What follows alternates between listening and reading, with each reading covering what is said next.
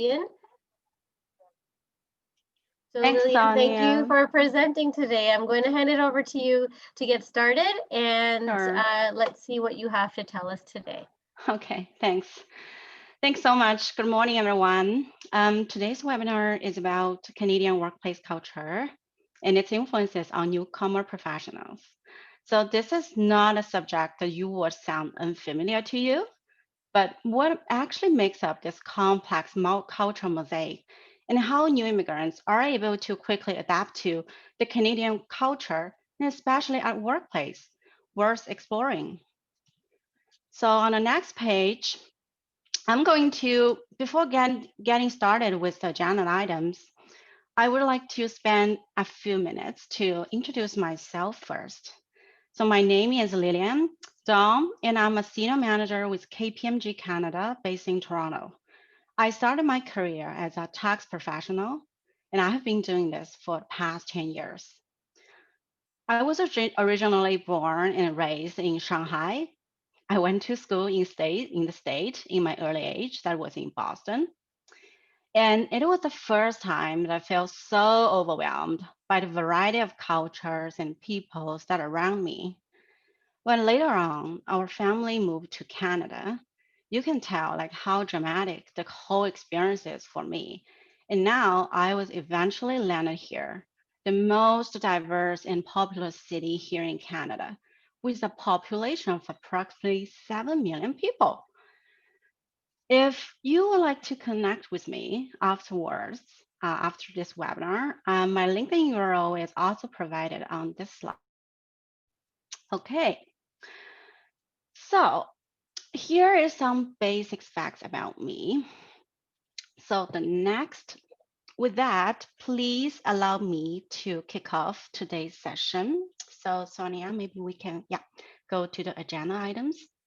So first, we will walk through an overview of the Canadian culture as a whole, and then we will cover some aspects of cultural influences on you and its implication to your interview conversation with your employers.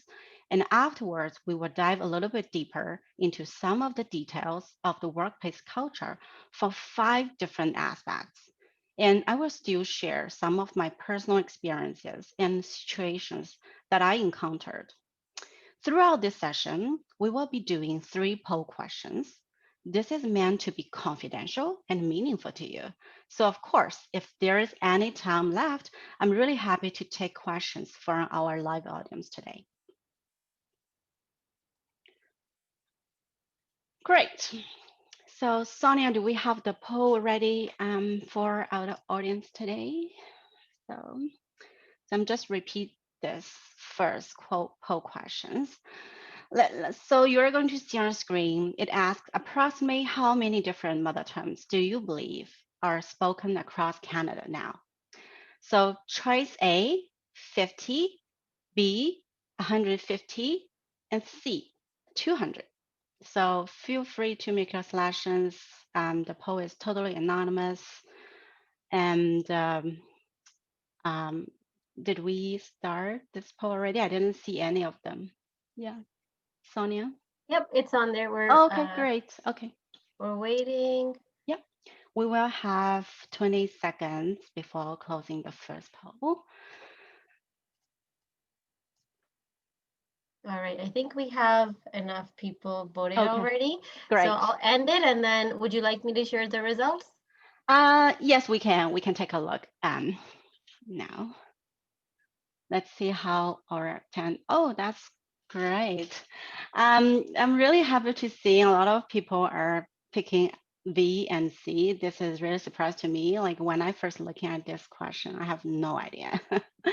Well, the correct answer is C. It's really unbelievable, isn't it? Throughout Canada, so we can close the poll. Let's see, I can do it. Thanks. Throughout Canada's history, just give you some basic background, its culture actually was influenced by a European American culture a lot, as well as its indigenous cultures. While over time, cultures of Canada's immigrant population have become incorporated to form a Canadian cultural mosaic. The total population of Canada now is around 37 million. And guess what? Approximately 20% of the Canadians were born elsewhere in the world. There are currently more than 250 different ethnic origins reported across Canada. Although we only have two official languages, in fact, there are 200 more different languages are spoken across Canada. So we can moving on to the next slides for now. Great. So we just cover some basics. So going to the next slide. Yeah, we can turning on to the next slide. Great. So here, this is an example of Toronto's population and its visible minority group. Toronto has turned into one of the most ethnically diverse cities in the world, largely due to immigration. Nowadays, just under half of the Torontonians are immigrants, and approximately 53% of the residents in the city of Toronto, they believe to a visible minority group. This is a fantastic figure. Myself, when I look into the research, I didn't realize there is so much immigrant population here in Toronto. So going to the next slide. If someone asks me, what are my keywords in describing Canada? There is a few on top of my mind. Sonia, we can move on to the next slide. Thanks so much. So these words on top of my mind actually haven't changed quite a lot throughout the years. In my view, Canada is a nation that truly demonstrates a welcoming culture for new immigrants. People are being treated equal. It has a vast geography and has some of the most beautiful natural scenery in the world. People are generously tolerant, friendly, and peace loving. One of the few things that I recently find out is most of the stereotypes that I heard about Canadians when I first arrived here are surprisingly true.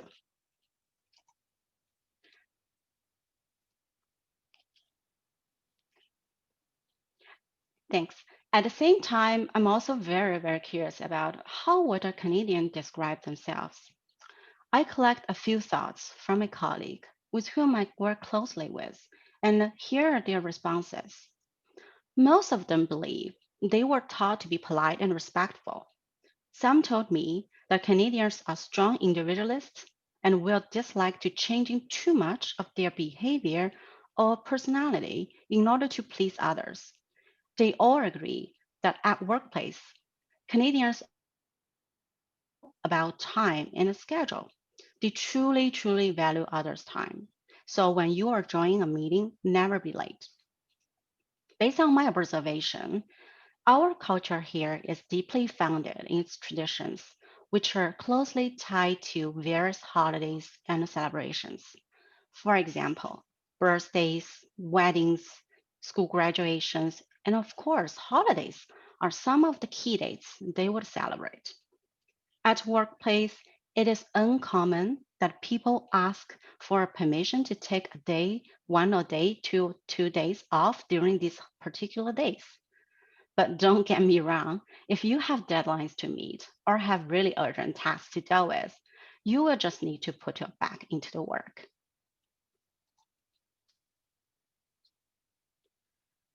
Okay, we've covered some of the basics of Canadian culture. And now let's move on to our next poll questions.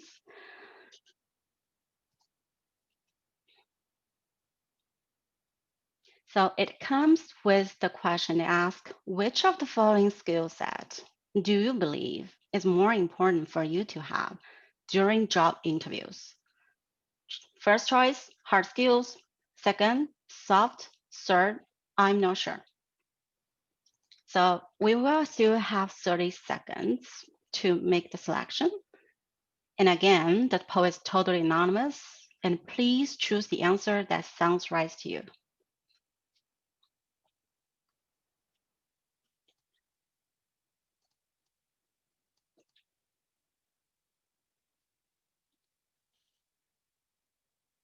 Sonia, how's the response so far? There are more and more coming. Yep. Great. So yeah, I think I'm going to end it now. We'll share it. Okay. Yeah, that's great. Oh, that's a very wonderful group of attendants. I'm really glad to see the response here. Like, you are absolutely correct. Okay, let's see. Okay, I think we can pick up. So it is pretty much aligned with, it is not really aligned with what I've seen in the previous survey that I do with other group. Most of people believe hard skills is more important, but I'm really glad that we are having a lot of people having the right mindset. Based on the recent labor market research, it really turns out that a lot of the internationally trained professionals, they are hired by employers because they demonstrate of soft skills. I am always a believer like hard skills are that you presented on the CV are most likely to get you to an interview, but you need the soft skill to get the job. So they are equally important. In some countries, for certain industries, of course, technical skills are way more heavily weighted than the other. While perhaps you already know this might not be the case here in the Canadian labor market. In the past few years, I've been exploring and discussing career-related topics with many new immigrants. Some of them are new base, while others are more experienced professional. Most of the questions they tend to ask me is about why they failed that interview, or what are the Canadian employers usually looking for during interview, and what is the taboos they need to avoid. Sometimes newcomers find it really challenging to network with people they run into at a random event, and maintain that level of relationship could be even harder. For people who successfully land their first job, their concern may arise with respect to how to get connected with people, get recognized, and build their reputation in their own organizations. Questions always arise about what is the fine line between inappropriate versus an inappropriate behavior when socializing at workplace. So last but not least, newcomers are always asked by interviewers about their previous experiences when working as a team or as a team leader. So moving on to the next slide. You will see I list out all those things I just covered in the past few minutes. These are the things that normally as a newcomer, we would ask or ask around for advice. So these are all very, very good questions. To me, the key to answering the question are fundamentally tied back to a person's culture adaptability and his awareness of that culture. I will explain this a little bit further in a while.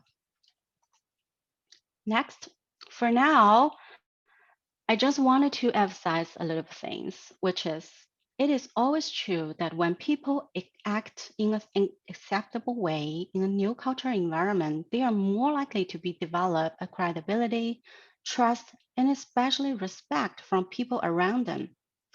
Inappropriate, unexpected behaviors at workplace norm will be misunderstood and naturally affect how you are perceived.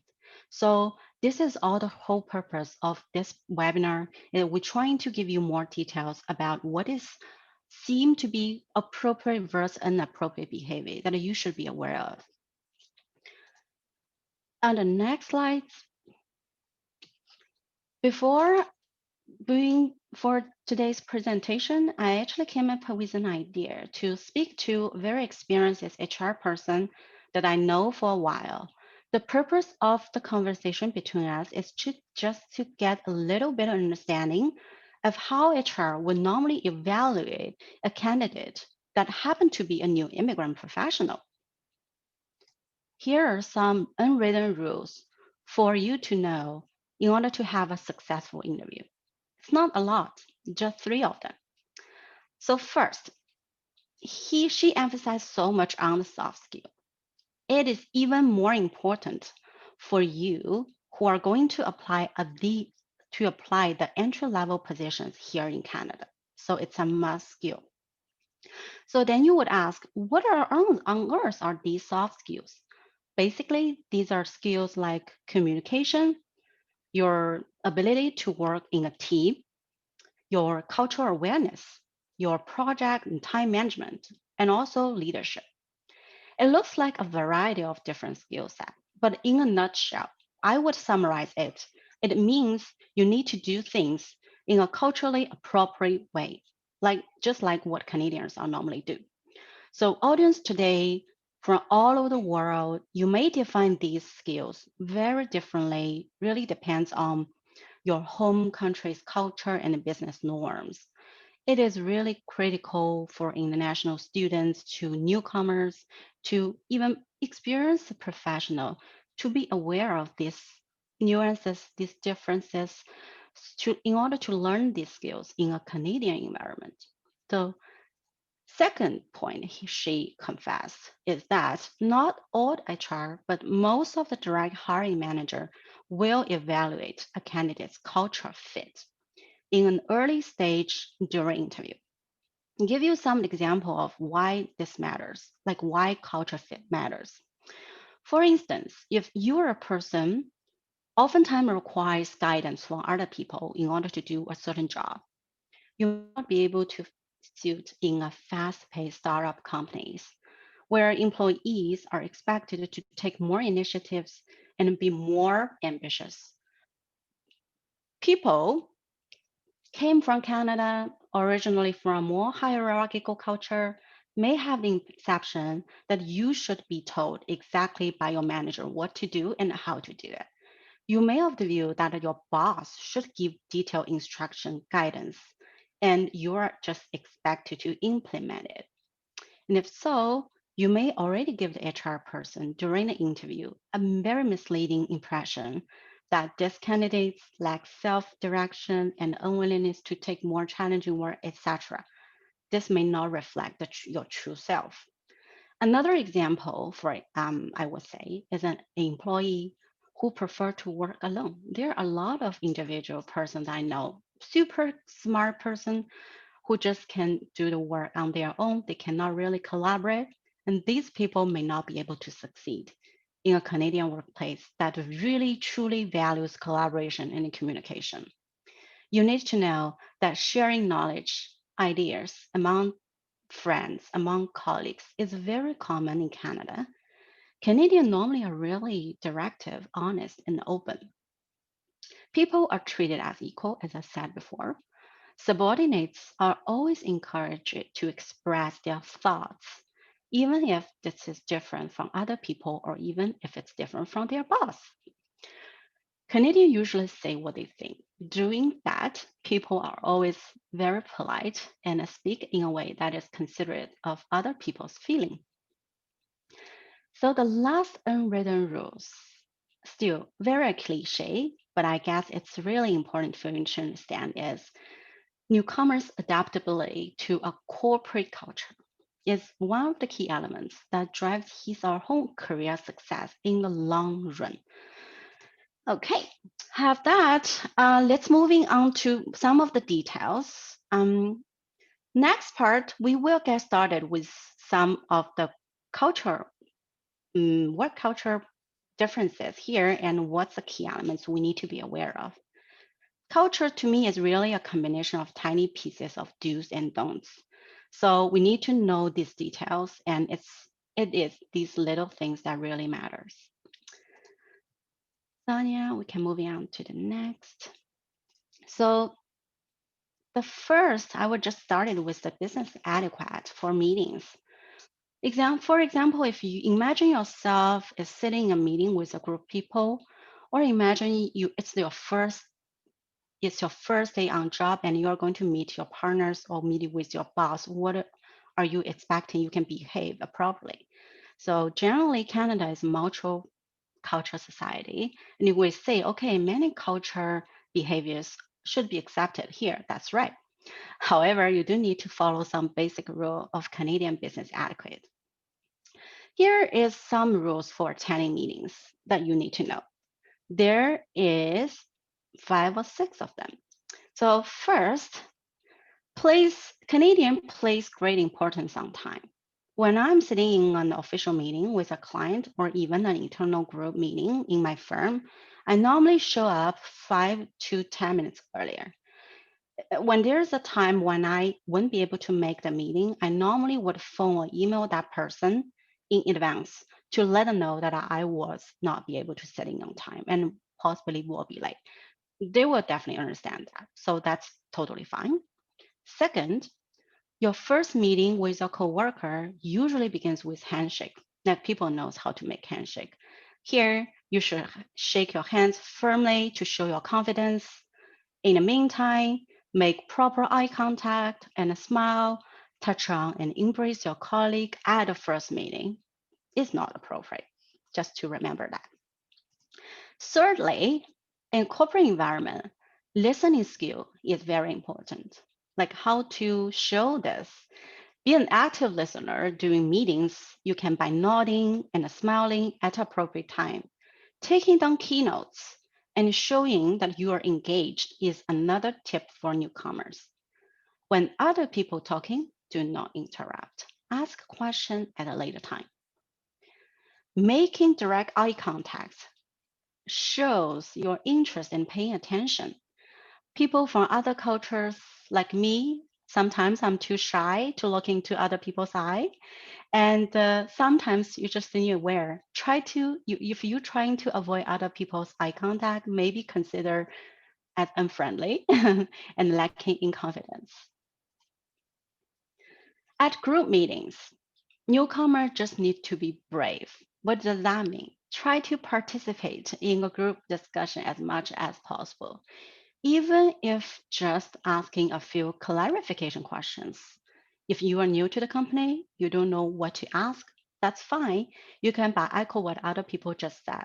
Contribution your own ideas and thoughts actually indicates that you want to be involved and eager to fit in the team. So that's definitely what you need to learn and you need to do. In some cultures, you might think, okay, in my home country, like asking questions is an indication of questioning the authority of your leadership team. So you never ask questions. This is not true. Most employees prefer you ask a question. You raise your hand. If you don't understand the routine, the instructions, then just ask it. Don't be confused or make mistakes at the first place. So you have the chance to ask. So normally, what I would expect is newcomers who put up their hands up and speak up when they wanted to do. There's no stupid questions. Lastly, when you're talking to people, if you don't know quite well or at your first meeting, you shouldn't ask him a few things. Don't ask me about their age, their salary, religions, especially. Instead, talking to something like work-related, family things, your holiday plans, your interests, your sports or weathers. Although these are really old cliche topics, but there are certainly safe topics for you to get started with. So moving on to the next slides. We just finished about adequate for meetings. What about social skills? People talk about social skill all the time. What does that really mean?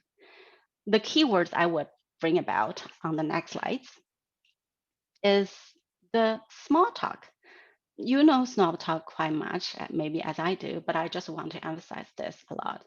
In the Canadian business environment, the ability to make small talk often paves the way to establishing meaningful business relationships. Socializing friendship are norm part of our workplace. Chit chat is always expected.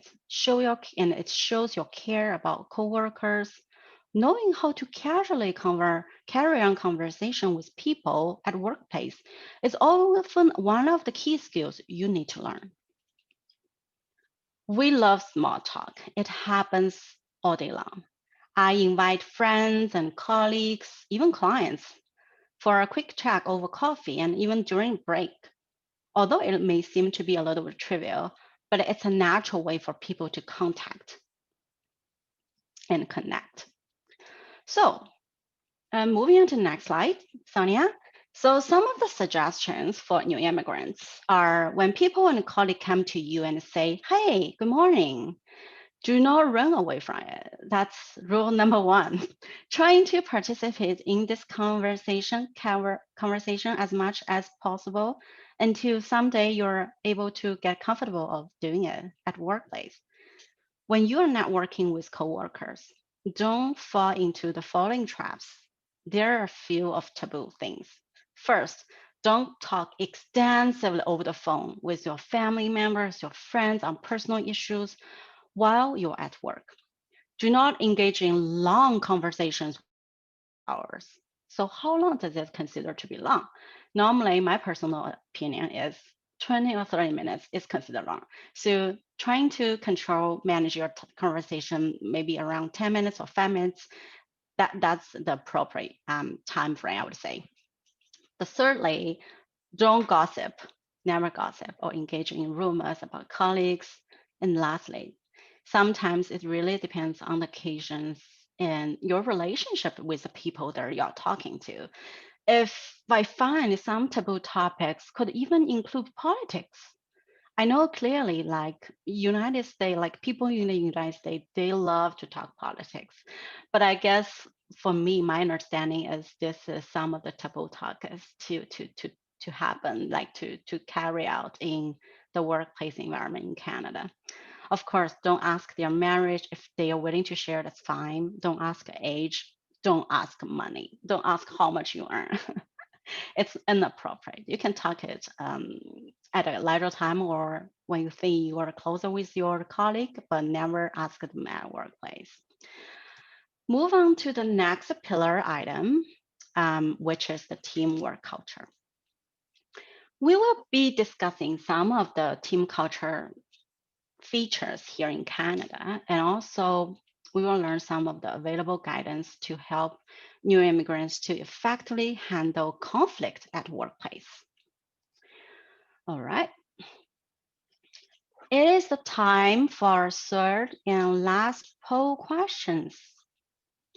On the next slide, I'm going to just read it aloud. Imagine there is a situation where your supervisor comes to you with an urgent task without asking your availability to do it, but she or he may expect you to deliver the work within a short amount of time frame. In a stress, what would you do? Option one, in an event where you don't have much capacity, I would turn it down politely. B, I feel comfortable to communicate that with my sorry, I may miss it. But second should be I don't know, and if it's okay to talk to my supervisor, and I will just go ahead and get it done. C, I feel really comfortable to communicate that with my supervisor, and I know how to handle the stress in a similar situation. Okay. Our audience, please choose the answer that best describes you. And the clock, I believe, is now ticking. And we will close the poll in a few seconds.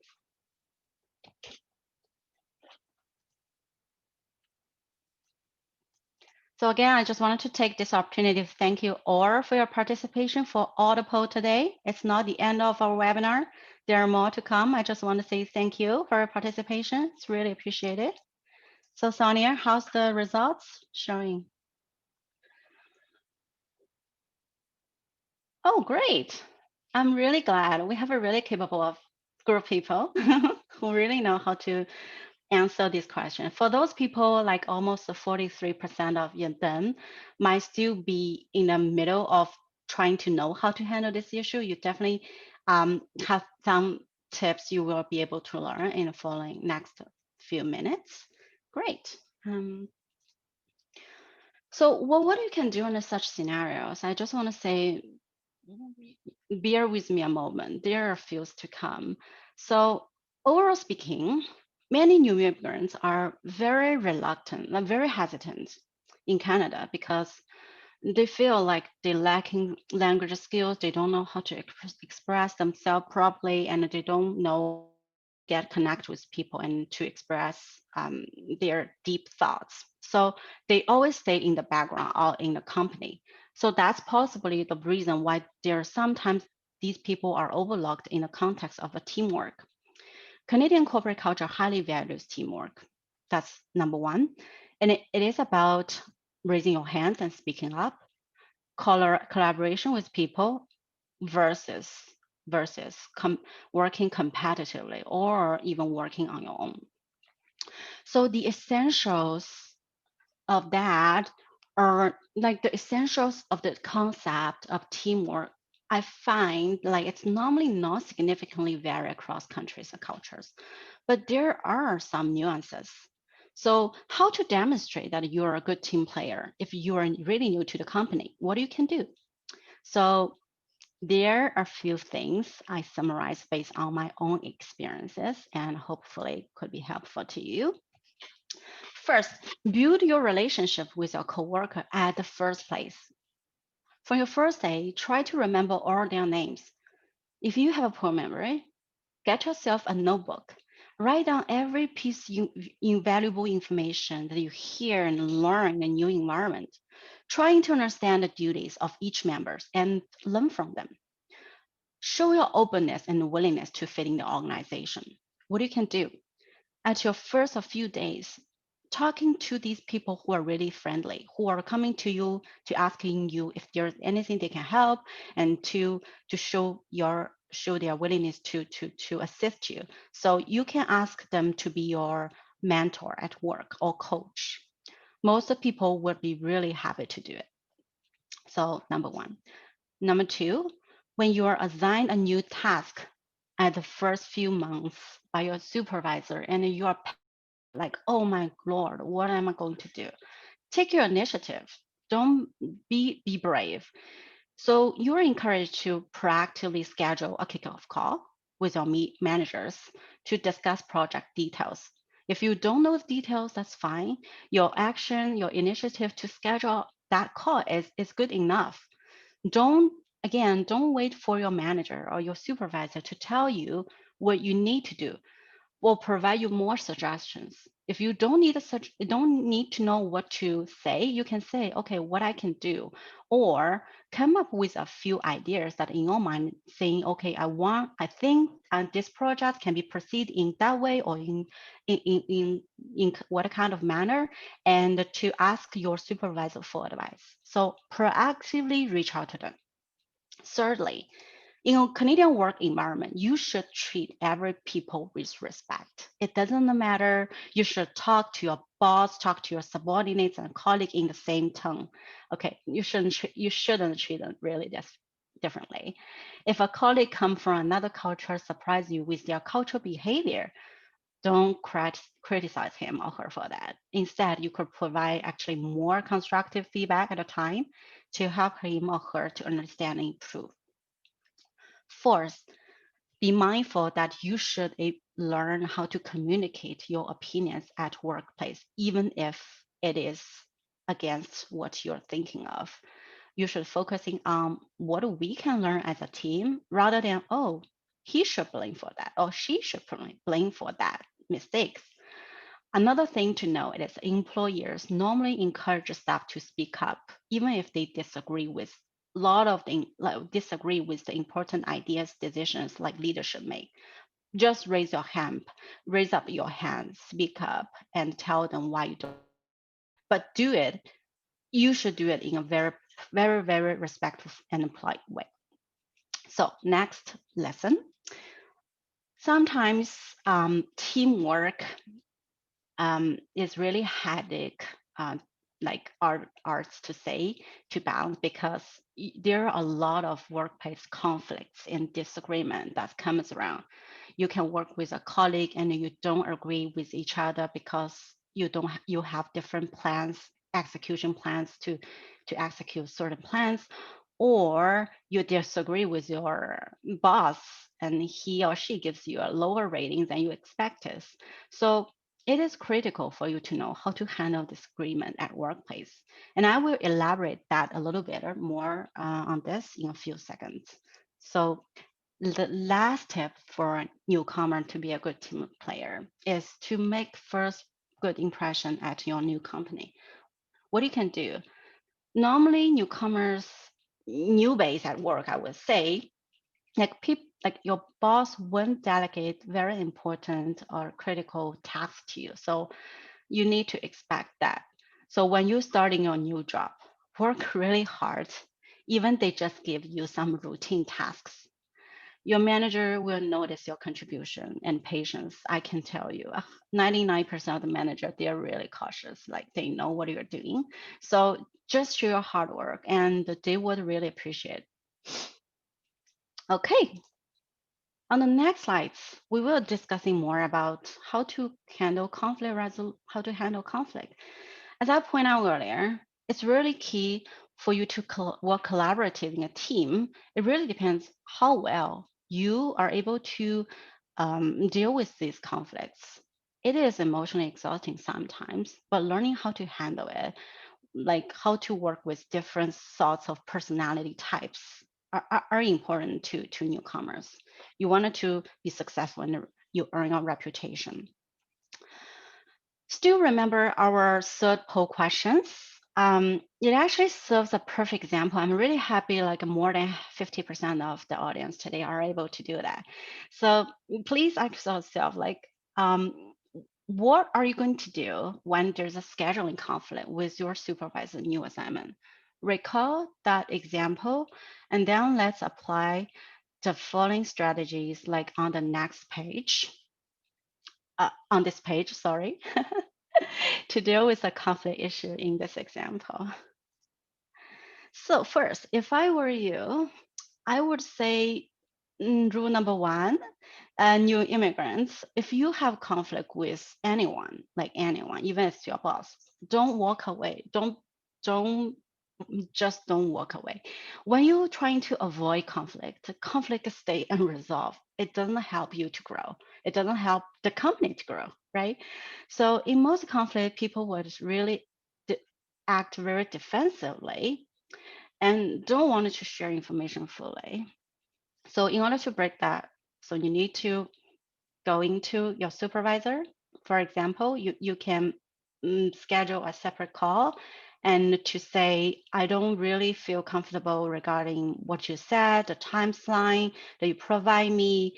I wanted to discuss more details of your the work and I wanted to know more. What do you think?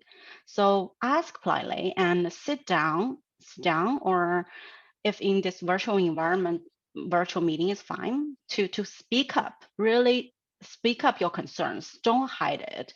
And the issues clearly indicate the issue that bothers you. Is that because you don't have capacity to do it? Or is that because you don't know how to do it? Or is that because other things? So making your point clearly.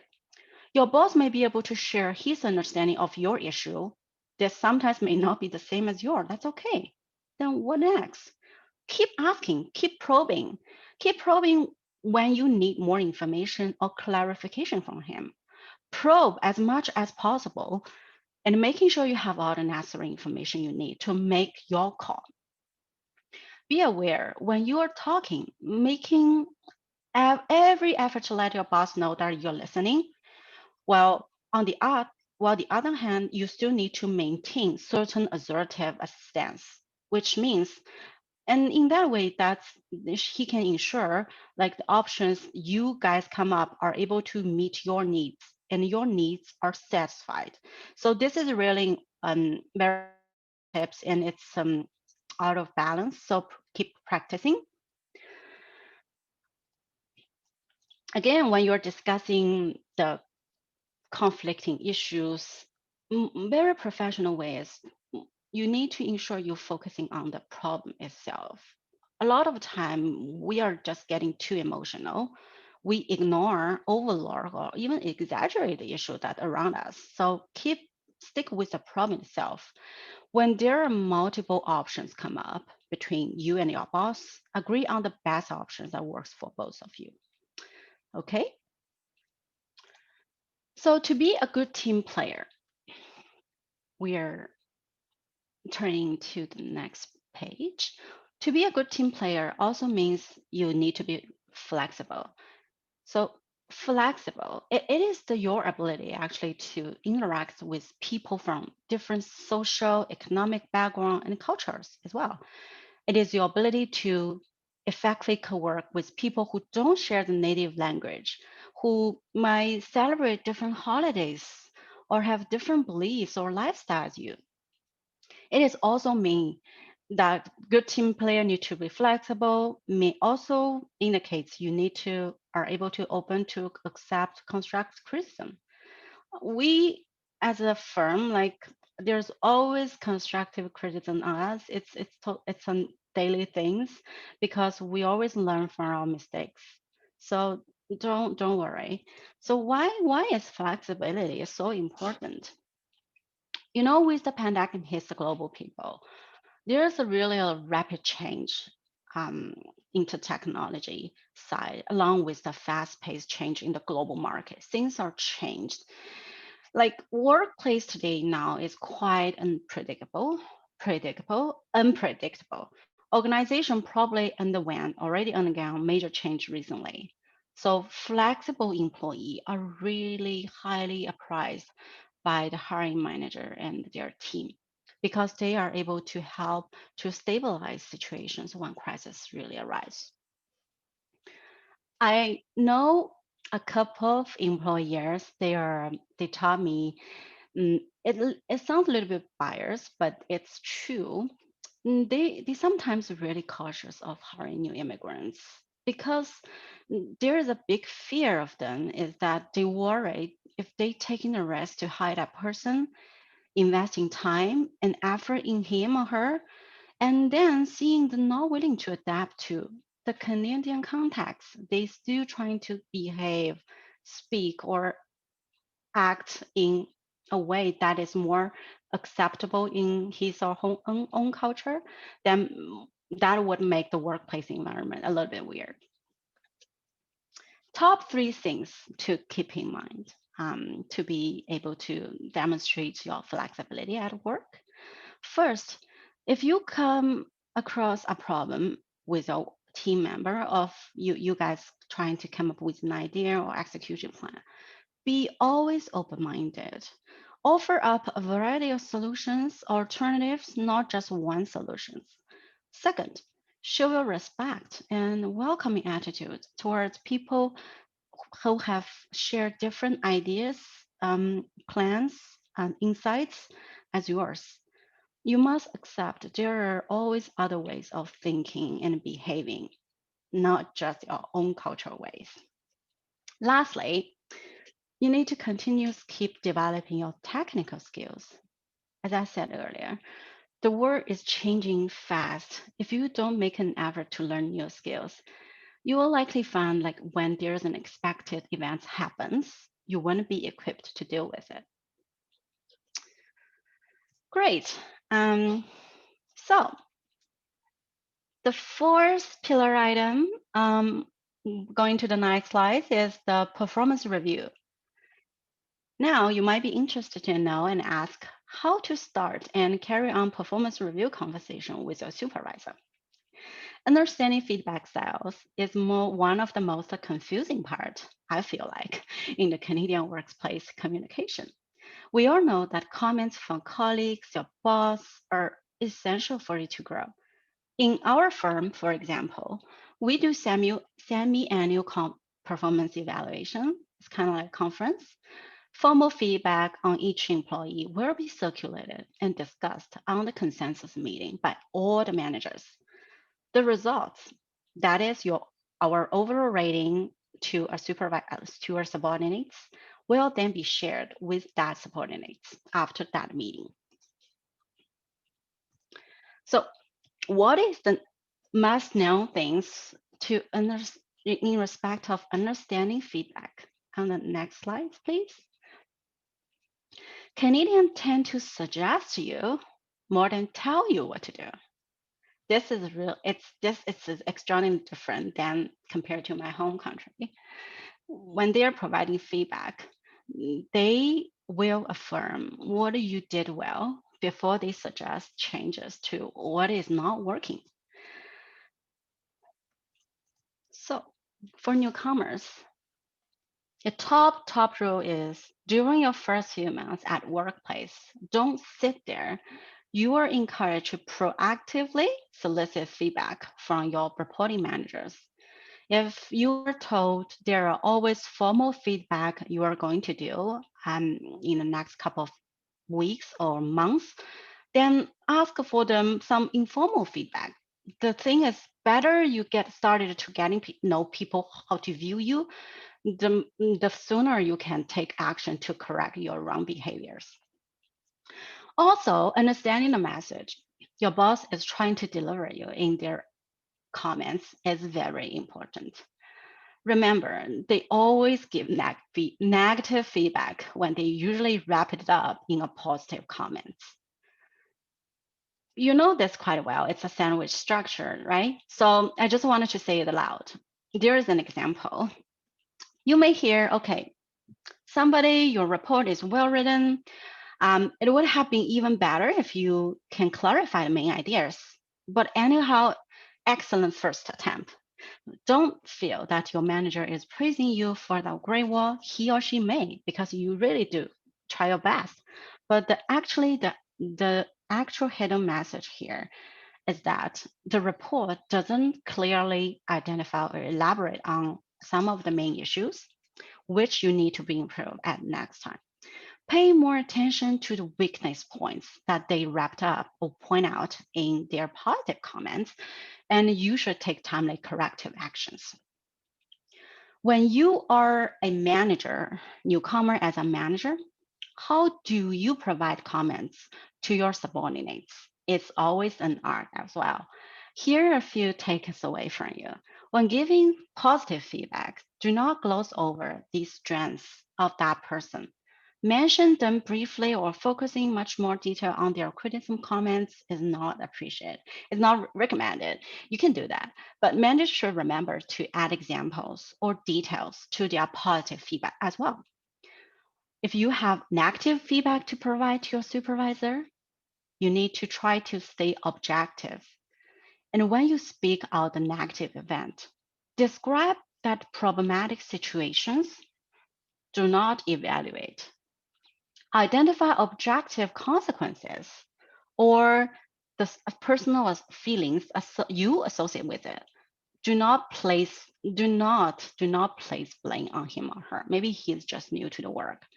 So lastly, when you suggest options or correct actions, suggest acceptable alternative. You can ask him or her, do you think it's feasible? Do you think it's workable for you? If not, why doesn't work for you? So don't argue about who is the right or who need to be blamed for. You need to provide constructive feedback that can help you to grow. For a newbie at work, another rule: stay positive. If you accept you accept negative feedback, there is always a point where you should stop being defensive and really consider whether the criticism is valid. No one is perfect at all time, and perhaps you're just not seeing what your managers see. It's totally fine. The trick here is you need to show that you're willing to listen and also want to learn and grow from that criticism. Don't fight, deny, or even hide your mistakes. Admit them and avoid them next time. Okay. I'm so glad we're really on schedule. So our last bullet point, my favorite topic, career progression. For most newcomers, their first job is usually 1 or 2 levels below their level of qualification. It's not something really surprised me. If you're in this position, congratulations, you're using a really good strategy. Honestly, you may never attain your ideal job without some relevant experiences in Canada. Don't waste these opportunities. Take opportunities for count. The first job you have will be your first Canadian work references, which will get you definitely the next better job at a higher level. So be patient, work hard. Once you have settled in, and after a while, you may want to ask for a promotion. So on the next slide, to evaluate your qualification for promotion, your employees may likely judge you in a few areas. Just name a few. For example, your leadership skill, your presentation skill, your people skill, how you're socializing with your clients, are you going to deliver revenue, and your collaborations, how you work in a team. Not all companies are the same. Every workplace has its own culture. So observe intentionally and learn from your coworkers who were recently promoted and ask them for some suggestions regarding how to start a conversation, like in terms of promotion with your boss. Again, it depends on different company culture. As a national public accounting firm, promotions in my firm are usually open and honest. Coach at workplace will assist coachee with their career plan, short term and long term, and they will provide comments at their goal setting meetings. Conversation around promotion can be also carried on very informally during coffee chat. It depends on how closely your relationship with your coach. So if you aim to be promoted for next up and coming year, set up that as your goal and raise your concerns. Ask around people for advice, solicit feedback. You need to understand clearly how other colleagues view you and what are the areas you need to improve in order to get promoted. All right. Next slide.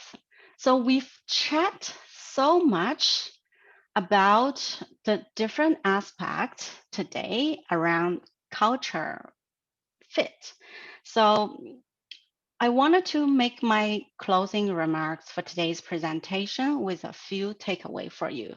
Hopefully it will help you.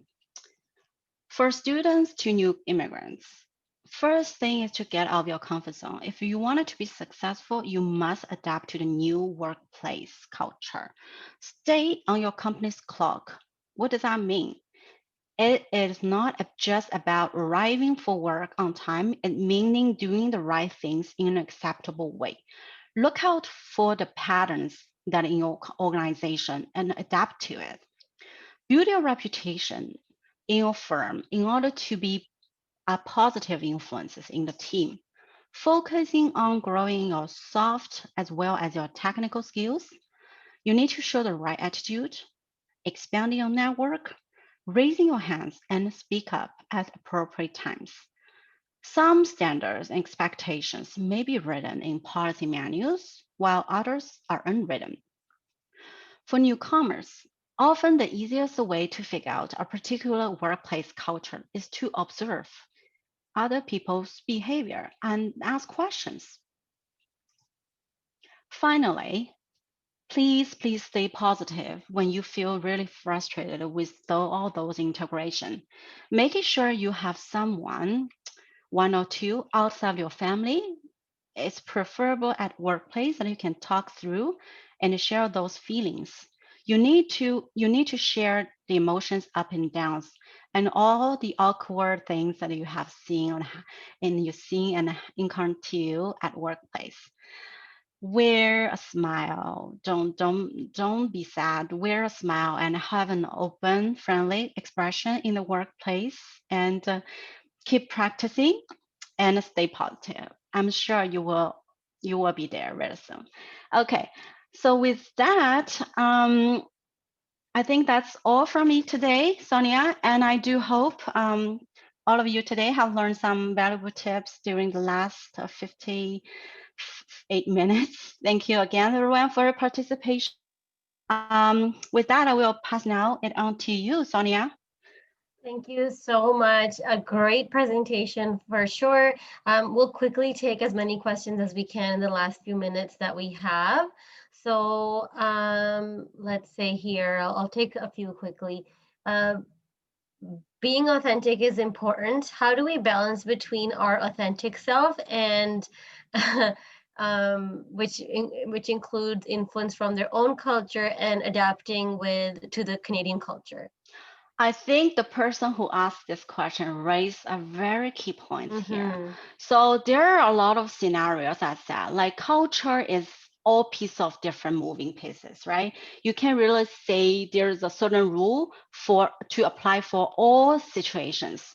So I would say in my firm, we really value people from different cultures. For example, if there are local holidays that happens in India, in China, or in other parts of the world, we normally are allowed people to take the holiday off. So this is one of way how we value different culture, and we are really inclusive. And in respect of to be authentic, again, you want to making sure your behavior or expression doesn't actually hurt other people. In a project environment, if you are delegated work to do, you can say, okay, I have to leave because my kids have something I have to deal with. You need to understand if you are gone for that work for the day, and maybe other people need to cover you. So it's all an art of balance. You need it in authentic. You need to keep that authentic. It's for sure, but you also need to observe like around the people, like how they behave in similar situations. Trying to be more adaptable first, and then trying to squeeze around and think, okay, am I going to do that? To ask people in your situation, because you don't give me a specific scenario, so it's really hard to elaborate further. But you can observe and ask around to say, okay, am I? Is it appropriate to behave in that way? Am I okay to take that day off? Things like that. I hope that addressed your questions. Thank you, Lillian. The next question here was, um, sorry, so a lot of people are asking if you will get a recording. The link that you used today to sign on will turn into a recording in a few hours, so feel free to watch it again and share it with your network. Um, okay, so could you kindly describe some of the most important standards when judging an employee's performance at like during at a workplace? Yes, I can, but I can only speak for my for accounting firm, because Right. like I spend like my whole life here in accounting. So in accounting firm, what you expect is first the quality of work. That's easily evaluated, because every time you work on a project afterwards, then people would ask you to solicit, or you will solicit a feedback from your supervisor. So you would get to know, okay, how people view you. So that's the quality of work. Second, punctuality. I see a lot of highly rated person are those people really value their work. So it all shows through their behaviors. They always showing up in the office early. They never leave before the office hour. If they need to do that, they ask for permission. These are the unwritten rules, I would say. And thirdly, don't complain that you're working so much over the weekends. You can complain that with your personal network, but don't let your supervisor feel you are complaining. And they know you are working overtime, and you are allowed to take a day off in lieu of that weekend. So there's nothing you lose, but you just need to show that your willingness to help. No one wanted to work overtime, but it's just a teamwork. So teamwork is important. You know how you contribute to the team as a entry level position person. Fourth, I would say they would evaluate you regarding the communication skills. For example, there are a lot of chances that you are going to see in my firm is subordinates or staff have so many work to do. Their pipelines are fully occupied. And a time like a manager comes to them, say, okay, I need your help on this, on that. You need to deliver to me urgently. And how these, like the people taking care of these conflicts, how they communicate, negotiate, and let all the parties be happily to resolve this kind of awkward situation is really key. So I would say these are the four key items on my list. Thank you so much, Lillian. We have gone over time, but I Yeah. understand everyone's time as well. But thank you so much. I know this was such a jam-packed webinar today, so I hope you're able to watch it again. Remember, you can just log on, register using the link again, and you can watch the recording in a few hours. And thank you again, Lillian. As I said, this was our last webinar of the year. The next webinar will be on Monday, January 11th. It's one of our RBC webinars, a guide to transitioning to life in Canada. It's perfect for the new year, for newcomers who are going to be settling in. So please sign up on our website if you'd like to attend. And if you'd like to practice your English conversation skills, please attend our online Talk English Cafe, which is held pretty much every day. And I think we've increased hours during the holidays as well. And if you'd like to get someone to start helping you with your job search, please call your closest ACCESS location and someone can start helping you right away. And if you are overseas with your PRs and you'll be landing in Canada in a few months, email cec@accessemployment.ca to see if you'd be eligible for our pre-arrival program. And thank you again for your participation. Lillian, a very big thank you to you. I'm wishing everyone happy holidays and a happy new year. And check out all of our social media to see what we're up to on LinkedIn, Twitter, Instagram, and Facebook. Thank you all, and I wish you all very happy holidays. Thank you. Bye, everyone.